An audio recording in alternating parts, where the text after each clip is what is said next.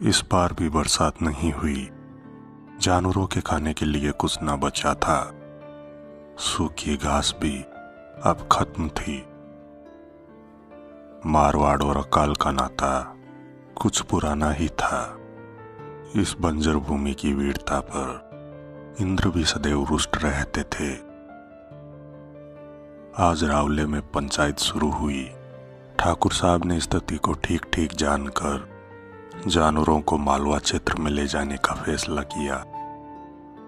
उस समय नागौर क्षेत्र के बैल प्रसिद्ध थे। गांव में उस जमाने में गायों की अधिकता थी। गाड़ी जोतने के लिए बैल उपयोग में लिए जाते थे, पर दूरी ज्यादा होने के कारण गधों पर सामान ढोया जाता था। गायों व अन्य जानवरों की रक्षा हेतु बल्लू जी व उमेद सिंह जी दोनों चाचा भतीजों को चुना गया। दोनों ने घोड़े पर अपनी जीन कसी। उस समय अजमेर क्षेत्र में मुगलिया हुकूमत थी और औरंगजेब का समय था। धर्म संकट मंडरा रहा था चारों ओर। औरंगजेब ने जोधपुर महाराजा धर्म रक्षक जसवंत सिंह जी को जब काबुल अभियान पर भेजा तो पीछे से जोधपुर क्षेत्र के मंदिर तुड़वाने लगा। ये समाचार जब जसवंत सिंह जी को मिले तो वह काबुल में मस्जिदें तुड़वाने लगे। इस अभियान में वीर दुर्गादास राठौड़ उनके साथ थे और उसी अभियान में महाराजा काम आए। बल्लू जी व उमेद सिंह जी ने दिन ढलते ही सारे जानवरों सहित कारवा मालवा की तरफ रवाना किया। कोई 4-6 ग्वालों और 2 कामदार साथ थे। तलवार और ढाल के सिवा न कोई साथी न संगी। हाँ, मैं भूल गया, कई अभियानों में देखा गया था। इनके घोड़े बड़े फुर्तीले व वफादार थे। अजमेर में यह सूचना पहले ही पहुंच चुकी थी कि रणतगढ़ की गायों का कारवा मालवा क्षेत्र के लिए रवाना हो चुका है। वहां के सुल्तान ने बैठक बुलाई और धर्म के नाम पर गायों की कुर्बानी की बात शुरू की। नजीम खान नहीं भूला था रणतगढ़ की वीरता की कहानी। उसे याद थी वो बात, कैसे निहत्था होकर घुटनों के बल बैठकर अरदास करने पर उसकी जान बख्शी गई थी।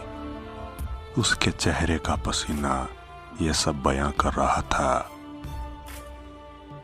रणतगढ़ का नाम सुनकर वहां के सिपाहियों की हवाइयां उड़ चुकी थी, पर एक संदेशवाहक दौड़ा दौड़ा आया और बताया कि रक्षा दल में सिर्फ 2 ही राजपूत है और कोई 200 गायें हैं। बल्लू जी व उमेद सिंह जी जानते थे कि अजमेर क्षेत्र से गायों का निकालना कठिन होगा। रात को जब खाने के बाद सोने का समय हुआ तो दोनों चाचा भतीजा पुष्कर घाट पर बैठकर आने वाले संकट के लिए तैयारियां कर चुके थे। अंधेरी रात का पल पल लंबा हो रहा था। दोनों की आंखों में नींद नहीं थी। शायद वो जानते थे उन्हें चिर निद्रा की गोद में सोना है। आधी रात जा चुकी थी। अंधेरा भी कायम था और कोई सैकड़ों मुगल सैनिकों के घोड़े की टापे वही निनाट से पुष्कर घाट घिर चुका था। आज खुद विश्वामित्र भी यहाँ तपस्या कर रहे होते तो उनकी आंखें खुल गई होती। आक्रमण का सामना करने के लिए दोनों वीर तैयारियां कर चुके थे। ग्वाले व कामदार बैलों की सवारी करते हुए गायों को तेजी से पीछे धकेलने लगे। बल्लू जी व उमेद सिंह जी घिर चुके थे, पर कोई 20 कदम पीछे ही मुगल सैनिक व घोड़े खड़े थे। निजाम खान के होठों पर फेफड़ी जम गई थी। वह जानता था कि पिछले अभियान में बल्लू जी के पिता ने उससे जीवन दान दिया था। बल्लू जी और उमेद सिंह जी 2 अलग अलग दिशाओं में अपने घोड़े को तेजी से दौड़ाते हुए शत्रु दल को चीर कर निकल जाते हैं और कोई 5-5 शत्रुओं का रक्तपान उनकी तलवारें कर चुकी थी।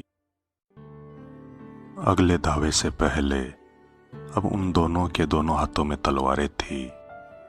निश्चित ही 4 सिर एक साथ धड़ से अलग होंगे और ऐसा ही कुछ हुआ। कोई 20-25 मिनट के संघर्ष में आधी मुगल सेना राजपूती तलवारों से काट दी गई, लेकिन बल्लू जी ने देखा कोई 20 सैनिक युद्ध छोड़कर भाग खड़े हुए हैं और वे भी उसी दिशा में जा रहे हैं जिस तरफ गायें गई हैं। दोनों वीर खून से लथपथ थे, पर उन्हें जल्द ही निश्चय करना होगा कि गायों की तरफ बढ़ रहे मुगलों को कैसे रोका जाए। उमेद सिंह जी ने युद्ध करते हुए आदेश दिया, बल्लू तुम गायों को बचाओ। बल्लू जी ने जाते जाते कोई 4 सिर अपनी तलवार के भेंट फिर चढ़ा दिए। उमेद सिंह जी का 70 साल का वृद्ध शरीर अब जवाब दे चुका था, पर उनकी तलवार अब भी नहीं रुकी।